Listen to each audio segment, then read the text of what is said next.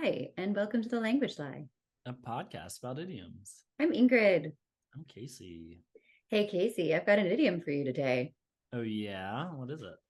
It's to knock on wood. Oh, this makes me so angry. This is on my Why? list. Oh, This is on my list of idioms that I want to research. I think our list is shared, is it not? No, I have an You have a individual secret list. individual It's on idiom my list? phone. It's on my Well, I'm phone. glad I stole this from you since you're not clearly not contributing to our Google Sheets anymore. I Oh, chose well, this I one. have lost that file, so that is all yours. Knock on Cool. wood. I've got 250 private idioms. To knock on wood. Yeah, I actually did this one because my poor child, as we've frequently referenced, I have cursed him. And he is at this age where every language thing, like he'll stop me in songs all the time and be like, what does this mean in this song? What does that word mean? What is he's clearly at some sort of language peak situation. And so the other day he said, what does it mean to knock on wood? And I was like, oh wow. It's really fun when you have a child at that age where you're like, I have to try to explain to you what this concept means, or like, but why do people knock on wood? And Mm-hmm. it's a very nuanced thing to explain what it means.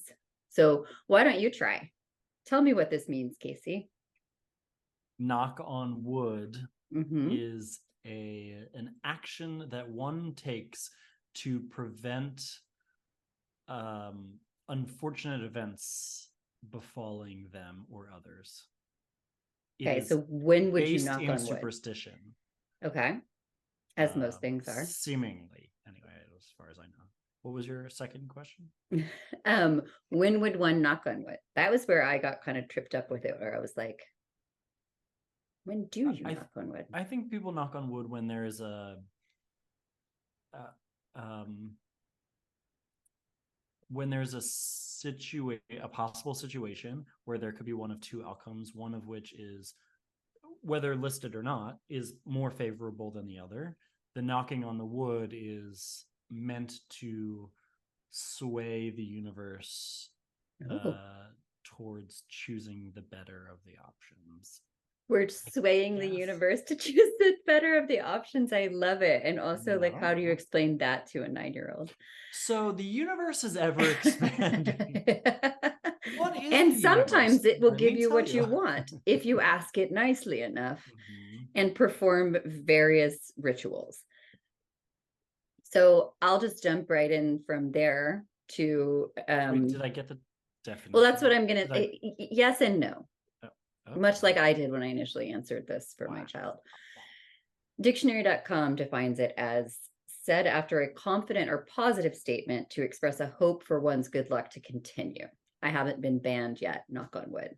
So if you Hmm. think about it, do you feel like that's the way? Do you feel like my way is right? Do you? Tell me that I'm right, and we can continue this But podcast. once I read that definition and I thought about how I use it, I do think that is how I frequently, or how I always, like, this hasn't happened yet, knock on wood, that luck continues. Yes, I think that is right. I think in my head, and maybe others too, the idea of this hasn't happened yet, and I really want it to not happen. Yes. And so it's sort of a preventative measure and also like a little moment of gratitude for the bad thing not happening. So yeah, I think the focus on the positive aspect is right. You're right, Ingrid. Okay, is that what you I wanted? Is that all you wanted? Yes, it is. Thank you. I mean, I am only right because dictionary.com is right, because someone who wrote a dictionary is correct, but because I'm citing a dictionary.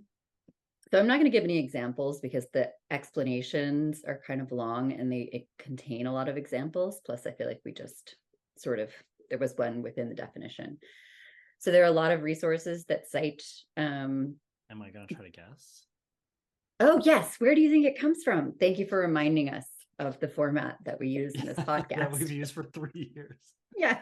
Since 2019. Yours Whoa, was the end of 2019, but man, a lot has happened in this world. yeah. Yet the Um, language lies still here. slow mo. like the ruins of Rome. This is very true. Where do I think it comes from? I think that there is some, honestly, I think there's some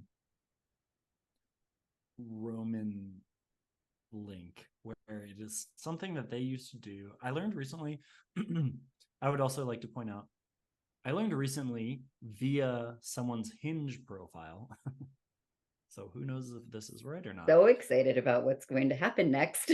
That apparently the Romans used to take a little piece of bread and put it in their wine as like a symbol of, or like as a hope for good luck and fortune or whatever. Which I don't know if anyone's grown up Catholic, but the priest, when doing like communion things, will take a little piece of the Jesus bread, whatever it's called, and like they'll take a little piece of it and they'll put it in the wine. And I always thought that was so interesting that they would do that. Bread? The Jesus bread, the communion wafer. The Jesus. What is that called? It has a name in Catholicism, Lego. right? Lego waffle. Lego my yes, Lego my Jesus. Oh my gosh, we're canceled.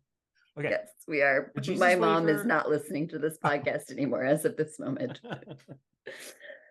Okay. It has been a long time. Okay. Mm-hmm. The Jesus wafer, they'd break a little piece of it and put it in the wine. And I always thought that was so, as a kid, I would watch that and be like, what is the point of that? Mm-hmm. And it's because apparently it's an old Roman tradition, but I doubt anyone realizes that these days. Maybe. Did you look this up, or are you merely going on this tangent based on someone's Hinge profile? I will say this. Okay. They are a very accomplished person. Did they say that on their Hinge profile, or are they? No, I looked them up, and they're. Did they make their own Wikipedia page? No, they are included on several pretty large organizations' websites. Okay. In their like high level. I look forward to hearing about your date with this person. Then I'd never had a date with this person. Sounds like someone you should go out with. All that to say, what is that? And that's so weird. And I just feel like knocking on wood is gotta have some like something from old days. If it's from the 40s, I'm gonna be so mad, Ingrid. The 1940s? The 1940s. Okay. Well, it's not. I'll give you a little sneak peek. Cool. I love that you're very on the Roman stuff today. This is your Roman Empire. I don't get it. I don't understand that, but sure. You're not one of the men who thinks about the Roman Empire, at least whatever number of times. I mean, I'd rather think about the Greeks than the Romans. But... Amen, brother. Amen. So I chose to use Stack Exchange, English.Stack Exchange, which we've used quite a few times on this podcast, because like there are lots of different citations, and I will go into a lot of them. But this one I wanted to start with because there's some British and American bitchiness toward each other. And you know that I'm always here for a little bit of Brits and Americans. Yes, the tea between the Brits and the Americans. Yes. There's a modern one that you need to research. So someone on Stack Exchange asks, in the US, it is common to use the idiomatic expression, knock on wood, to keep a good thing going. Is it the same in the UK, or do they use a different idiomatic expression? Someone answers, in the UK, the expression is touch wood. We are kinder to natural resources. Okay. To which the original... Unless you're humans, and then we'll enslave you for hundreds and hundreds of years. I mean, the US did it too, but... Well in, Casey, well in. You had a similar gut response to the original asker of the question, who was American. He says, in the most like passive aggressive, lovely way possible, thank you for your concise answer. I appreciate it. We too, however, are kind to our natural resources. In fact, much research is done weekly regarding how to make this a better planet. Cheers. I love it. I just love the done weekly. I'm like, that's a strange amount of time and weird. But so their tea aside, another user goes on to answer that the derivation of this may be the association that wood and trees have with good spirits in mythology, or with the Christian cross. It used to be considered good luck to tap trees to let the wood spirits within know you were there. Traditions of this sort still persist in Ireland. Oh, Isn't that adorable? it's really cute. It made me really happy. Hmm. What was Hello, the wood spirits. Didn't we research Away with the Fairies. Fairies? Yes. Yeah. Go back to What that one. We It's a probably lovely. should Doesn't that edit just that mean you're episode. crazy? You're a little touched. Yeah, I think so. Yeah. So they Shout go out on to here to Avery. yes. Hey Avery. The British version of this phrase, touch wood, predates the American knock on wood. So the Brits win again, and was itself preceded by a Latin version, absit omen, meaning far be that omen from us. Interesting. That itself dates from the early 17th century. It's quoted by John Haywood in a collection of proverbs. It's not clear when touchwood began to be used as a token of good fortune, but by about maybe 1850, when an academic correspondence magazine, Notes and Queries, published this quote, there probably is some old English expression for averting evil, but it does not come to mind. I touch wood, bar omen, bar ill luck, seem clumsy. Knock on wood is known from the early 20th century. For example, the Syracuse Herald in February of 1905 says, neglecting to knock on wood may have been responsible for the weather's unseemly behavior today. Oh, agreed. Yeah, somebody's Indubitably. Someone's forgetting to knock on wood here from the months of April till November at this March. point. Yeah. So to go on Wikipedia, we're jumping away from Stack Exchange. Bye. Bye, Stack Exchange. You were fun. They say a common explanation traces the phenomenon to the Celtic people who believed it called on spirits or gods of the trees.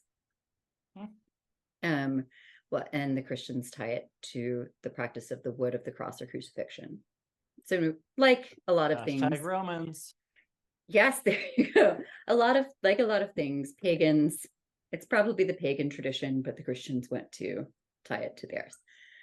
Yeah. They say in Wikipedia, I wanted to cite this one, really only found it there, though there was so much that perhaps it would have continued if I had done 5 more hours of research. They say the origin of knocking on wood could be from Old English sailing boats. They had carved wooden sailors' heads on the main deck, and they were thought to protect the sailors from ghosts believed to be living within the rigging. I just wanted to cite that one because I like anything about ghosts and boats. Oh, and butter. And your 3 things. Those are your Roman empires. Those are and tea. Those are all my Roman Empire.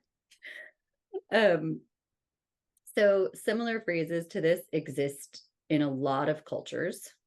The list on Wikipedia, if you want to go look it up, is extremely long. I liked most for Italians, rather than knock on wood, they say tocco ferro, which means touch iron. And that idea originated from the belief that horseshoes could deflect evil spirits. So you might find that, what? No, okay. What? Have you ever had the horseshoe face up over a door? Oh, yeah. I wonder if those are related. I'm going to start asking people who have a horseshoe over their door if they're Italian. Hey, you liking the pasta? Yes, like, that's precisely what I'm going to knock on their door and say. You have to knock on their door like this. Like this, yeah. That's that Italians keep nails in their pockets so that they always have iron within reach to knock on. Whereas we Americans and Brits just knock on our heads. Yeah, I mean, so we have literally always do this. I'll always say knock on wood and then like click my head. And then everyone else does it on the table. It's like why? When you've got the wood right there. It's right here. History Channel says a lot of the same things about the pagan rituals, Christians, but they also say, this was cited in a couple places, they said it best, in my opinion, Other researchers consider knocking on wood a more recent phenomenon. In his book, The Lure of the Playground, British folklorist Steve Roud traces the practice to a 19th century children's game called Tiggy Touchwood. Nothing about that sounds okay.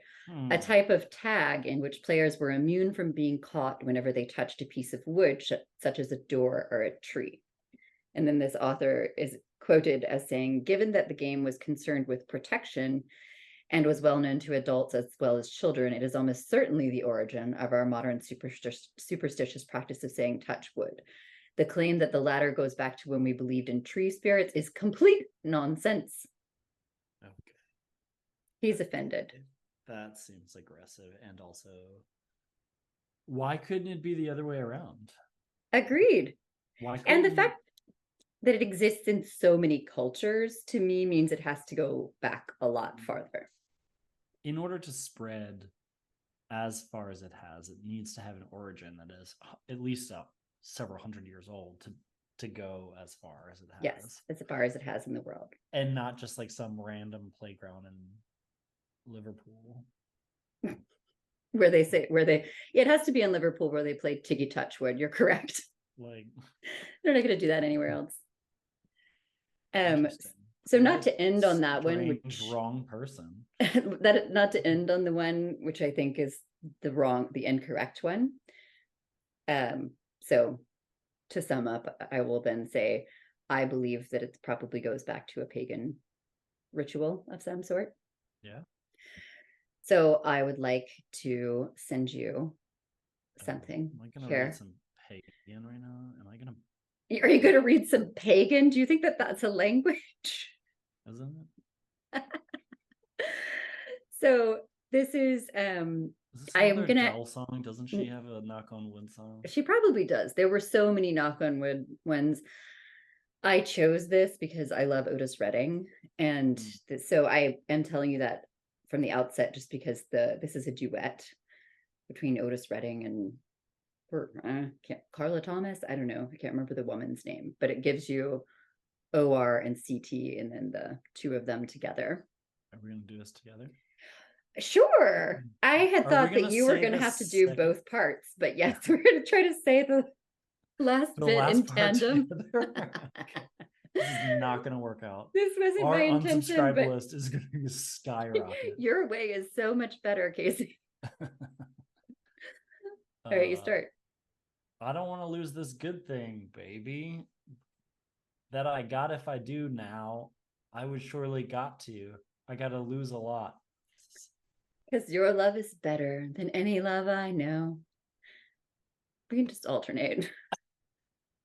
I'll just go ahead and say it. Cool. I said it's like thunder. It's like lightning. The way you love me, it's frightening. I think I better knock, knock, knock on wood. That's sweet. I feel like I'm illiterate because when you send the Adele lyrics, it just did not. None of that clicked. It's because of the way it's broken out. Yeah, lyrics are, when they're not being sung, they're quite difficult to understand. Okay, you don't have to make me feel better, but thank you. I really appreciate that. And everyone else listening, Ingrid's right. It's so hard. So there you have it. And I did not do an international idiom today because there were so many references to international uses of this.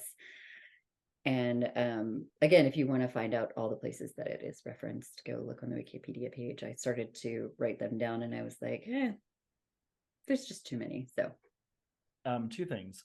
Yes. What is the name of that song? Knock on wood. That's a great question, Casey. Yes, I'm sure it's knock on wood. Okay.